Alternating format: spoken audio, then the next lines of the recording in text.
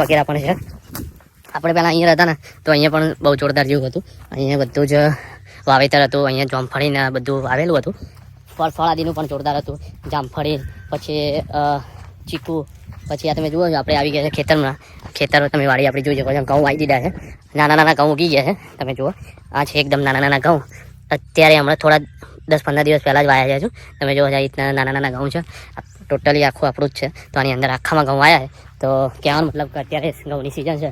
તો આપણે કેમ કે નહીં કહેતા કે ભાગે આપી દઈએ છીએ. હું તો મારા પપ્પા અહીંયા કરીએ કે એવું નથી બરાબર. હું એ કરી આપું તો શું કરીએ છીએ ખબર, આપણે આપી દઈએ છીએ ભાગે.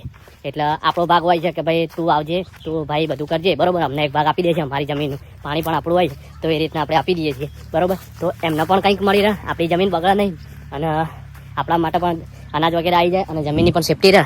તો આ રીતના આપણે વાડી વગેરે છે. અને અમે અહીંયા પહેલાં આપણે ભેંસો વગેરેનું અહીંયા જ રાખતા હતા. અહીંયા ભેંસો રાખતા હતા. તો અહીંયા